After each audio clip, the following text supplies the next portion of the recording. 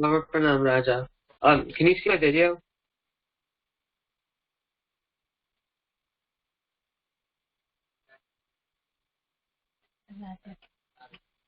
Raja, can you hear me? Yes, I can hear you. Are you able to see my video? Actually, my internet is not very good right now. I'm not able to see you for now. You may ask someone else. Alright, I'll just start the summary. We have come to understand that the entire Jagat is the manifestation of Sat and Chit attributes of Brahm. Sat embodies all sentient objects and Chit embodies the living being. Since Brahm is the supreme reality and Brahm's attributes make up the universe, that means the universe is real too. But the question of destroying objects arises. For example, when we light cloth on fire, it is not the same after the flames. Another example is when we drop a pot and it shatters, but the shards of ceramic are not the same as the pot. With that thought experiment, a problem arises because everything is Brahm, thus it cannot be destroyed. We then looked into 4 theories of above that contradict our beliefs propounded by the school of Nyaya. These 4 theories are Atyantabhav, Pragbhav, Pradvasabhav, and Anyabhav. And we're going to go into further detail about them today.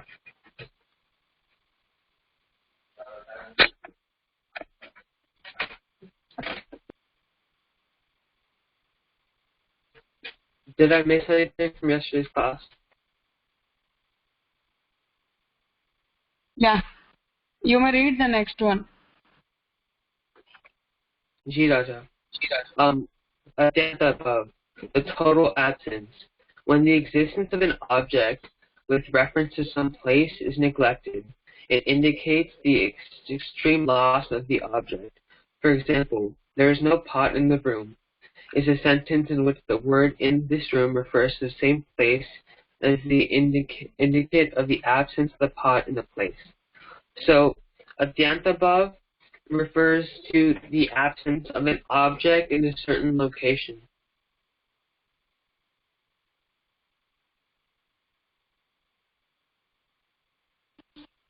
The term abhav in Nyaya school of Vedanta is used to refer the absolute absence of any object. It means when any object is absent, it is referred to as abhav.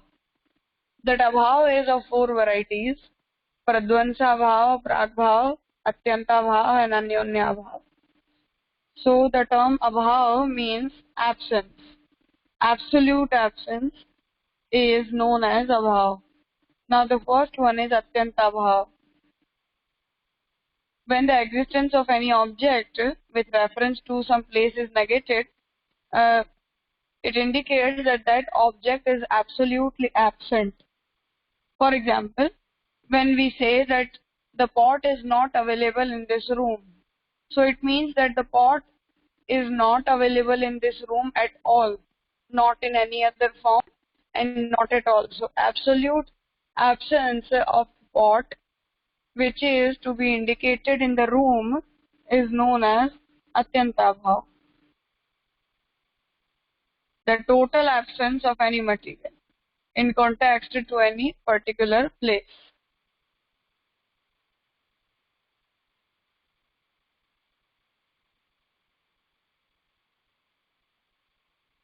Ji Raja.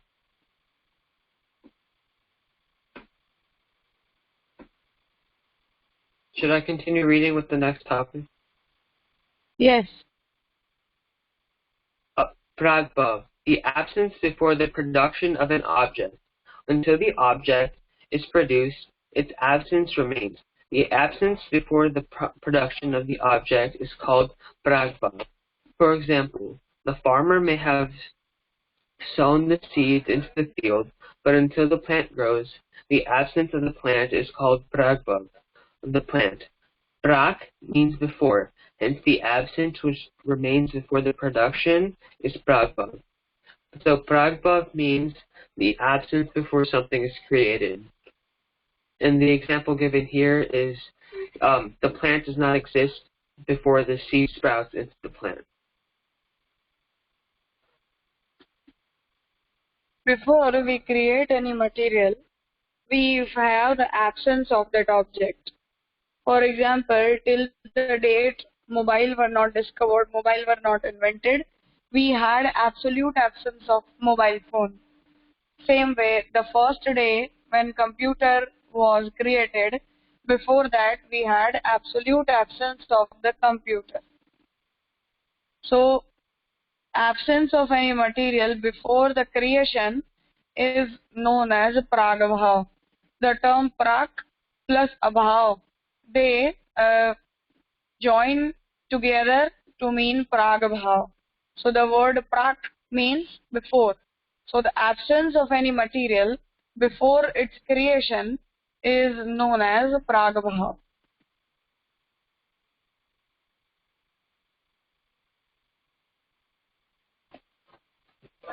Ji Raja, I have a question regarding this. Yes. So the seed is technically still the plant, and the seed changes into the plant. So when can we, and the sprout is also the plant. So when can we differentiate the seed from the plant? In the Nyaya school of Vedanta, as we understood before, that they have accepted the theory of Arambhavad. Arambhavad means that each and every creation is a new beginning. So whatever is being created will be a new beginning. For example, let us take the example of the kheer which we had understood before. That I have milk, rice and sugar with me. These are the only three ingredients which are used in preparing the kheer. But for example, I have these three materials, but does it mean that I have kheer with me? Will the rice, milk and sugar be known as kheer? No. Why? Because you have to mix them and boil them to create the kheer. Yeah, we will have to boil it. The same ingredients I am having in my hands which are not boiled, then we are saying that no, this is not the kheer.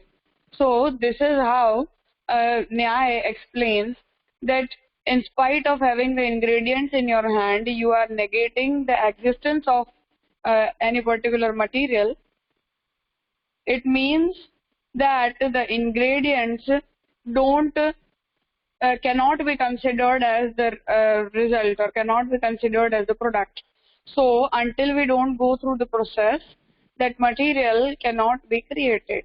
And therefore, in spite of having the ingredients, if we are saying that no, this is not kheer, we cannot enjoy the kheer in the form of the ingredients, then it means that every second is a new beginning. The process in which we just go on boiling all these three ingredients all together, each and every moment the sugar, the rice and the milk will be changing their form, and therefore ultimately whenever you will be having the kheer, it will be a new creation. And before the creation of the kheer, we were having the prabhav of kheer. It means the absence of kheer before it was created.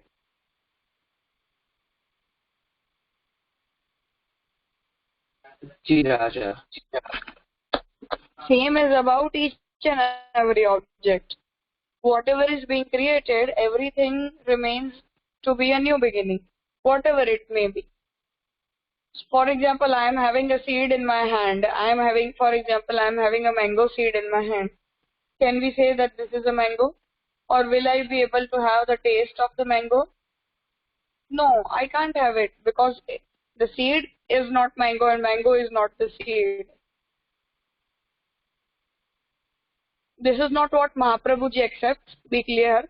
I am just arguing from the side of Nyaya, because we are just trying to understand them first of all. How will Mahaprabhuji answer this? We will be going through that after the topic.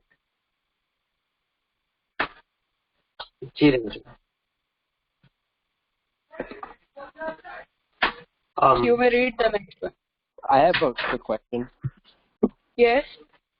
So I think like before we have learned like Sri Mahaprabhuji's like theory of like concealment and manifestation. So what is the difference between Sri Mahaprabhuji's theory and the Nyaya school of Vedanta? I mean, like what are the difference between abhav and bhav versus manifestation, concealment? I am very glad that you asked this. See, this is the topic which will be answered from Mahaprabhuji's side. That no object is a new creation and no object is destroyed at all. Everything is just a manifestation and the concealment. Object is concealed, we feel that it is absent, but actually nothing can have absolute absence in Brahmavad, because Brahma is creating everything out of his Sat attribute, and therefore whatever is being created is created out of the Sat attribute of Brahma, which can never have total absence. So each and every object can just be concealed and manifested again, but we cannot have absence, absolute absence of any object, and not even of the universe after the final destruction or pralaya. It is not possible that the Sat attribute of Brahma has an absolute absence. But the problem with the Nyaya school of Vedanta is that they don't accept Brahma as the material cause. They just accept Brahma as the essential cause. It means for Nyaya, in that philosophy, Brahma will be working like a potter. Brahma will be mixing all the ingredients to create a pot. So he is a creator. He is not the causal material. And that's why in their philosophy, universe and Brahma are two distinct entities. They are not interrelated with each other. But in our philosophy, Brahma himself is the material cause, and therefore each and every object has Brahma as its ingredient, essential ingredient, and no other ingredient is used other than Brahma. So for Mahaprabhuji, the universe is real, and as it is created out of the attribute of Brahma, it can never have any sort of absence. We'll be checking the answer to these four abhav explained by Nyaya from the side of Mahaprabhuji after completing the basic understanding of the Nyaya, the philosophy of Nyaya school. Okay, so I also wanted to ask, so what is the difference between asat and abhav and bhav? See, asat means the object which can never be experienced. For example, a rabbit having horns. Rabbit doesn't have any horn. So, if we imagine any animal, any rabbit having the horns, it will just be a part of our imagination or fantasy, not the reality. We can never experience a rabbit which will have the horns. So, the rabbit with a horn is an asat padarth. It means it is a rasat object because it can never be experienced.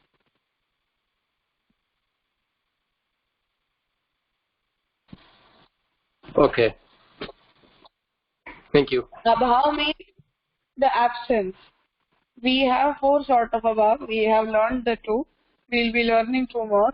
But the abhav will mean absence. It can be before the creation of the object, after the destruction of the object, total absence of any material in context of one place.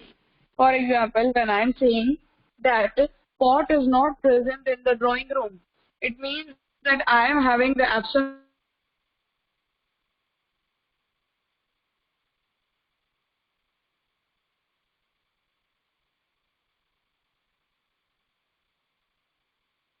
Raja, we can no longer hear you.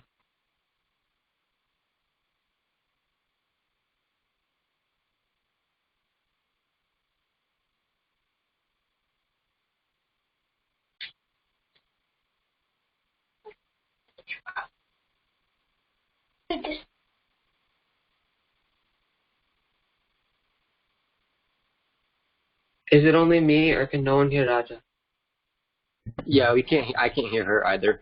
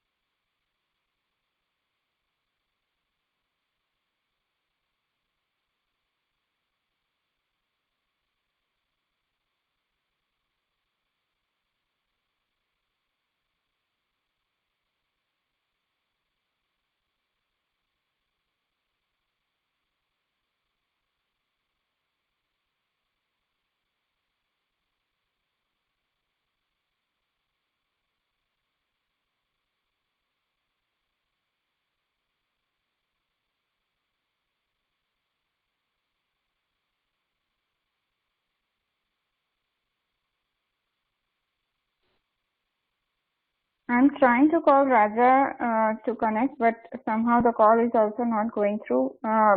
She might have some difficulty over there, so just stay online, okay?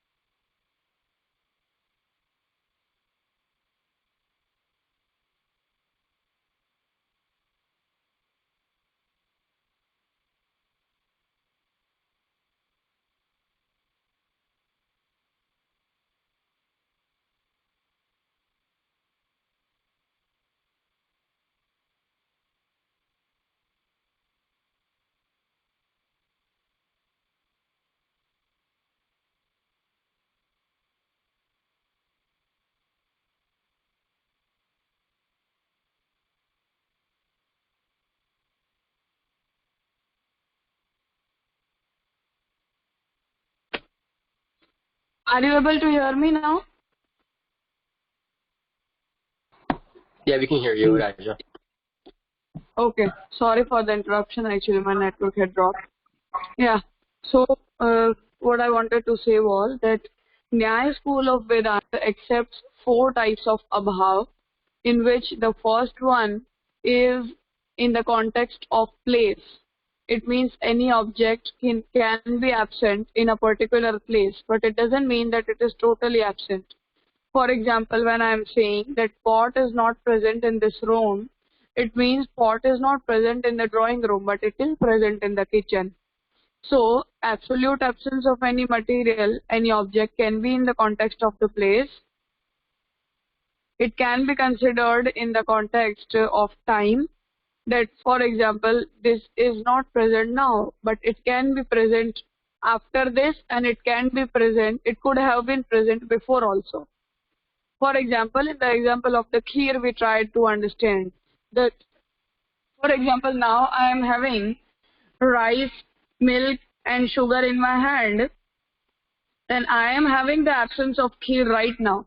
But after half an hour, when I will be completing the process of making the kheer, kheer will be present.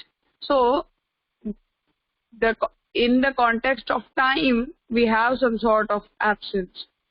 So they have explained the topic of absence in this way. We'll be going through all the four.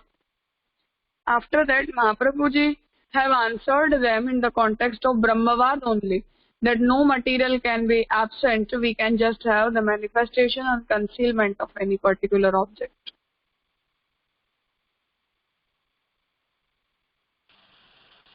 Okay, thank you. So I have a question. Yes. So, like, when we're talking about materials that don't exist, like, currently, like, for example, like a time machine, we shouldn't consider that as absent because it's only absent right now, like, in this time, but it may exist in the future. So, like, should we not consider any items that don't exist right now as, like, completely absent or impossible in a sense? Yes. For Mahaprabhuji, no material can ever be absent. Nothing can ever be totally be absent, because whatever is created in this universe is created out of the Sat attribute of Brahma. Because all the non-living objects are manifested out of the Sat attribute of Brahma himself. So, Brahma will be manifesting in the form of each and every visible object. So, for example, till the date, if we are not having the creation of any particular object, or we are not able to create something right now, even though as the same object is present in its causal form. We understood before that basically we have two theories right now. Try to understand like that. One is Arambhavad and the second one is Parinamvad. In the topic of Arambhavad, we understood that in Arambhavad, each and every object has to be a new beginning, a new creation.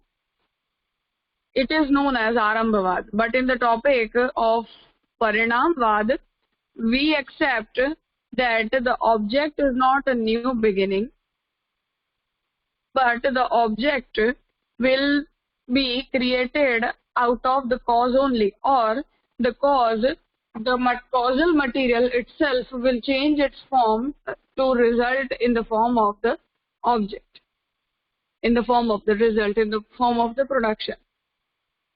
For example, I will say that the rice, milk and sugar are not kheer and it has yet to be prepared. It means they have to be boiled, and after that we will be having the kheer. If Mahaprabhuji would be in the same situation, Mahaprabhuji will say that the kheer is present in its causal form, not in its produced form. Right now, the kheer is present in its causal form. When we will be boiling it, the same cause will result in the form of the product, the kheer. And after that, we will be having the produced form of the same cause. So, this is the difference of opinion.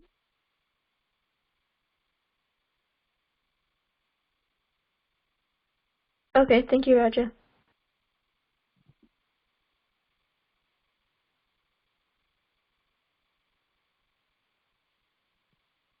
Anyone else? Raja, Asat Vachya, is it a part of a Mayavadis, or is it another branch of philosophy for a Asat? It is a philosophy from Sankhya. Okay, so the asat means that giving example of a rabbit with a horn and things like that. So in that Sankhyavadi, how somebody can define this is a asat? So for example, there is a Taj Mahal, but I have never seen the Taj Mahal. So from my point of view, I know that Taj Mahal was there because I have read it. Similarly, who defines that there is a Taj Mahal which is a Sat, or there is a no such thing as a Taj Mahal which is a Asat? So in that Sankhyavad, who defines such thing as a Asat?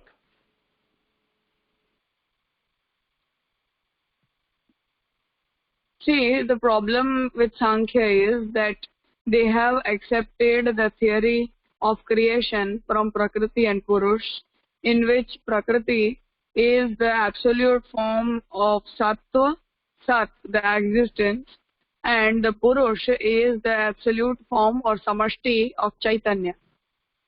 They both come together to create the universe. And out of both of them, the universe is created. But it is a Vikrat Parinam. It is not a Vikrat Parinam. So when Prakriti and Purush will be producing or creating the universe, then it will be like the curd created out of the milk.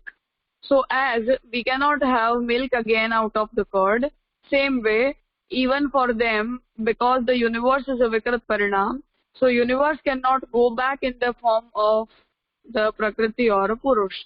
And therefore, after the universe is destroyed, it will be having the total absence of we will be having the total absence of the Jagat, because it will not be going back in its causal form. And therefore, the universe is Asat.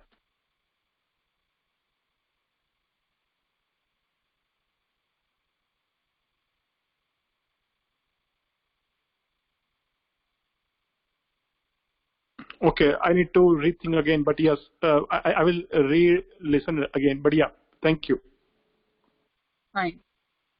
Actually, for answering everything, we'll have to go through the till the depth of the philosophy, because all the concepts are interrelated whenever we check any philosophy. So, for now, Sure. I think this much is sufficient.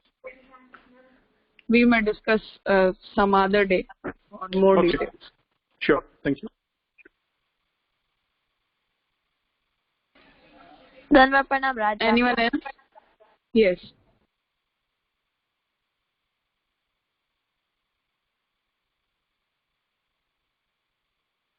Yeah, you may ask.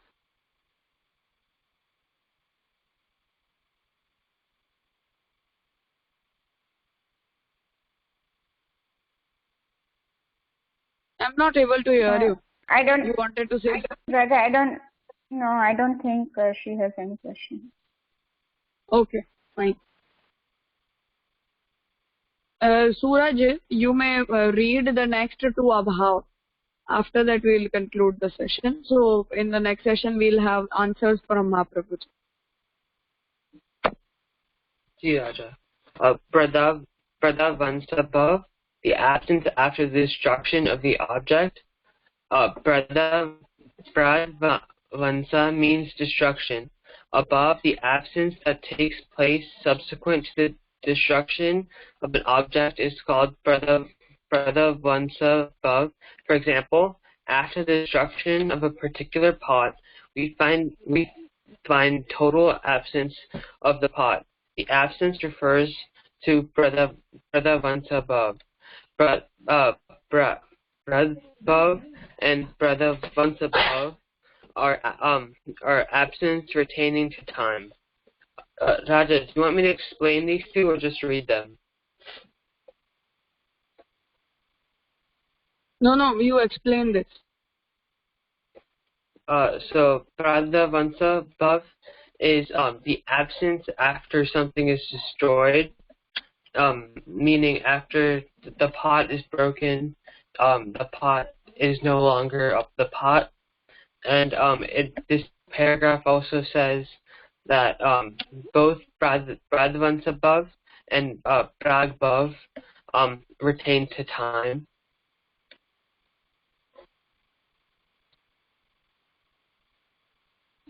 This means that in the definition of Pragbhav, we understood that it is the absence of any object before it is created. So it is in the context of time. It doesn't mean that the object is absent forever. It is just absent till the date it is created. Same way, Pradvansha Bhav will mean the absence of any material after it is destroyed. For example, the pot is broken, so the pot doesn't exist anymore.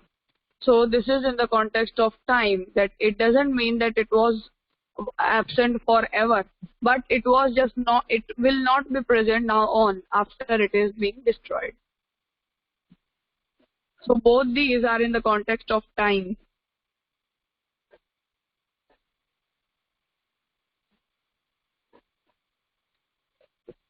Ji Raja. Should I read the next topic? Yes, yes. Anyonya Bhav. Anyonya Bhav. The reciprocal absence. When the lack of a thing in one object remains in the other object, the reciprocal loss is called Anyonya Bhav. For example, a pot is not a cloth, and cloth is not pot. A pot has definite form of its own. For this reason, a pot is a pot and nothing else except the pot. In other words, there is a lack of all other things in the pot except itself. Hence, the usage like the pot is not a cloth, not a pitcher, not a table. Anyonya Bhav is the above pertaining to the form. Every object has got its own distinct form, and this form itself is the recognition of the object. Not only that, but the recognition itself differentiates the object from other objects. The form that belongs to the other object cannot belong to any other object. In other words, the lack of one object is always there in another object. This is called Anyonya Bhav. Raja, I don't really understand what that paragraph is trying to say. Anyonya Bhav means that the pot cannot be a cloth and cloth cannot be a pot. So the absence of any material in context of the other one is known as Anyonya Bhav. So in this universe, what they say is that the pot can never be anything other than its own form, and nothing else can ever be a pot. So each and every object in this universe have their particular distinct form, and that object doesn't exist in any other form other than that particular form. This is known as Anyonya Bhav. It means every object is exclusive in its own form. It cannot include anything else.